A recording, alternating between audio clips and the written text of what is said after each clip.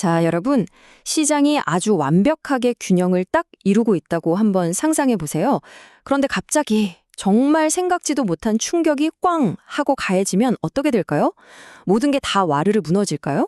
아니면 마치 오뚜기처럼 아무리 흔들어도 결국엔 다시 제자리로 돌아올까요? 네, 오늘은 바로 이 시장의 놀라운 회복력, 균형의 안정성에 대해서 한번 쉽고 재미있게 파헤쳐 보겠습니다. 이런 상상 한번 해볼까요? 우리가 매일 마시는 라떼 가격이요. 하루아침에 갑자기 3배로 뛰었어요. 와, 생각만 해도 끔찍하죠? 근데 정말 궁금한 건 그 말도 안 되는 가격이 과연 계속 유지될까 하는 점이에요. 대부분의 경우에는요, 답은 아니오입니다. 가격은 참 신기하게도 서서히 원래 수준을 찾아가기 시작하거든요. 뭐 보이지 않는 손이라도 작용하는 걸까요?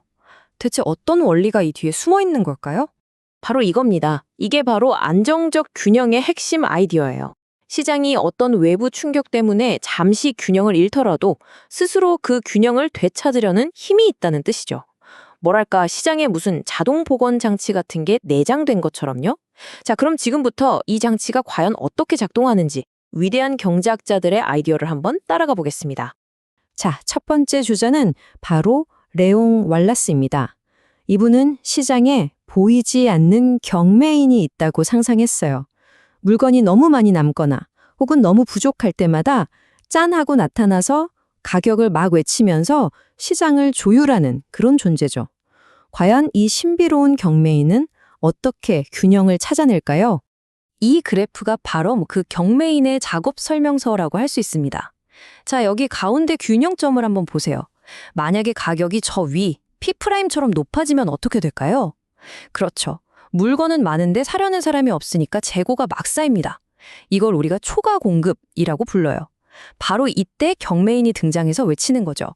가격 내립니다. 반대로요, 가격이 너무 낮으면 물건은 없는데 사려는 사람들은 막 줄을 서겠죠? 이게 초과 수요 상황입니다. 그럼 경매인이 또 외치겠죠? 가격 올립니다. 이렇게 가격을 올리고 내리고 하면서 균형을 딱 찾아가는 겁니다.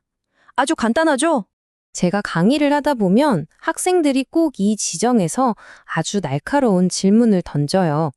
교수님, 근데요, 가격을 조정했는데 불균형이 오히려 더 심해지는 경우도 있지 않을까요? 와, 정말 예리한 지적입니다. 맞아요.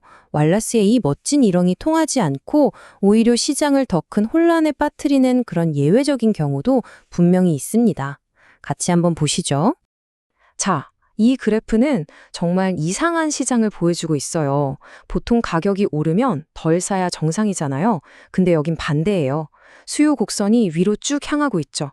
가격이 올랐는데 사람들이 더 사려고 달려드는 아주 기묘한 상황입니다. 예를 들면 가격이 비쌀수록 더 과시하고 싶은 그런 명품 같은 경우를 생각해 볼 수 있겠죠. 이런 시장에서 경매인이 가격을 올리면 어떻게 될까요? 사람들은 더 몰려들고 초과 수요는 더 커지고 가격은 정말 끝도 없이 치솟게 됩니다. 균형에서 점점 더 멀어지는 불안정적인 시장인 셈이죠. 그런데 말이죠. 알프레드 마셜은 전혀 다른 생각을 했습니다. 아니, 왜 자꾸 가격만 보는가? 진짜 중요한 건 생산량이 아닐까? 그는 시장에 열쇠를 준 건 보이지 않는 경매인이 아니라 바로 생산자 자신이라고 봤습니다. 자, 마셜의 시선으로 보면 이 혼란스러웠던 시장이 과연 어떻게 보이는지 한번 확인해 보죠. 여러분, 놀라지 마세요. 방금 전 왈라스의 골칫거리였던 바로 그 그래프입니다. 똑같은 그래프예요. 하지만 마셜의 눈에는요, 이 시장이 완벽하게 안정적으로 보입니다. 아니, 왜 그럴까요? 자, 관점을 확 바꿔서 생산자 입장에서 한번 생각해보죠. 소비자들이 내려는 가격, 즉 수요 가격이 생산 비용, 즉 공급 가격보다 훨씬 높습니다. 이건 뭘 의미할까요? 생산자에게는 엄청난 이윤의 기회를 의미하죠. 그럼 생산자는 어떻게 할까요? 당연히 생산량을 늘리겠죠. 그리고 생산량이 늘어나면서 시장은 마법처럼 다시 균형점을 향해 움직이기 시작합니다. 자, 한번 정리해 볼까요? 왈라스에게 시장의 주인공은 가격이었습니다. 가격이 오르내리면서 균형을 맞추죠. 반면에 마셜에게 주인공은 바로 생산량입니다. 생산자들이 이윤을 좇아서 생산량을 조절하면서 균형을 이끌어갑니다. 가격이냐 수량이냐, 시장을 보는 두 거인의 근본적인 시각 차이, 이제 확실히 아시겠죠? 그런데 여러분, 지금까지의 이야기에 아주 중요한 변수 하나가 빠져 있습니다. 그게 뭘까요? 바로 시간입니다. 만약에 생산자들이 어제의 가격을 보고 오늘의 생산량을 결정한다면 시장은 과연 어떤 춤을 출까요? 아주 흥미로운 거미집 모형의 세계로 한번 들어가 보겠습니다. 이건 농업시장을 생각하면 아주 쉬워요. 올해 마늘 가격이 폭등해서 농부들이 아주 한바구음을 짓고 있어요. 그럼 이 농부는 무슨 생각을 할까요? 그래, 내년엔 마늘 농사로 대박이다 하면서 마늘을 엄청나게 심습니다. 하지만 1년 뒤 모든 농부가 똑같은 생각을 한 탓에 시장에 마늘이 넘쳐나고 가격은 폭락하고 맙니다. 작년의 웃음이 올해 눈물로 바뀌는 거죠. 바로 이 시간차가 시장을 어떻게 흔드는지 한번 보겠습니다. 이 과정이 바로 거미집 모형의 핵심입니다. 자, 1단계, 농부들이 올해 높은 가격 P1을 관찰합니다. 2단계, 내년에 대박을 기대하면서 생산 계획 Q2를 세우죠. 3단계, 그리고 다음 해 계획했던 그 엄청난 양의 마늘이 시장에 공급됩니다. 그 결과는 어떨까요? 그렇죠. 4단계, 공급이 넘쳐나니 가격은 폭락하고 맙니다. P2.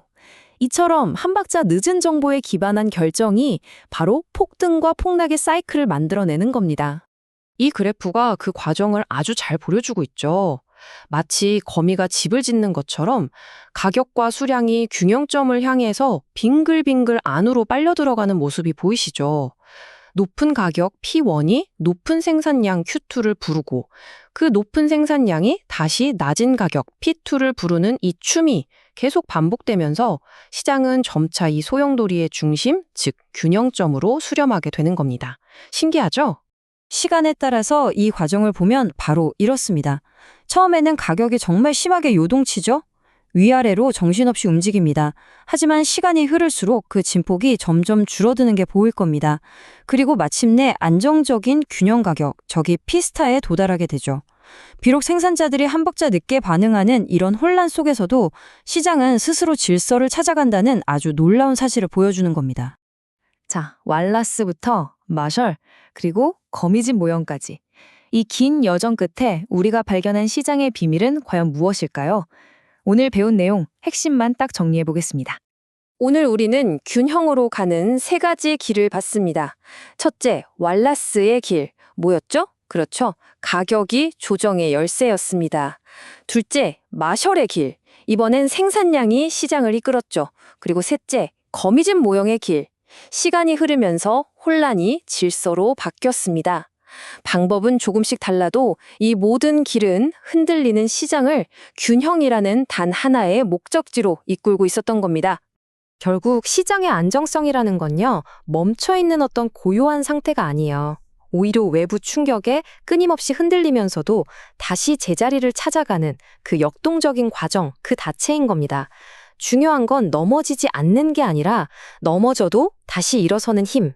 그것이 바로 시장의 진짜 안정성이라고 할 수 있겠죠. 그리고 이 지점에서 우리는 마지막 질문에 도달하게 됩니다. AI가 1초 뒤, 아니 0.1초 뒤를 예측하는 오늘날의 이 초고속 시장에서 과연 어제의 가격을 보고 움직이는 이런 고전적인 이론들이 여전히 유효할까요? 아니면 우리는 완전히 새로운 시대에 맞는 새로운 안정성 이론을 찾아야 할까요?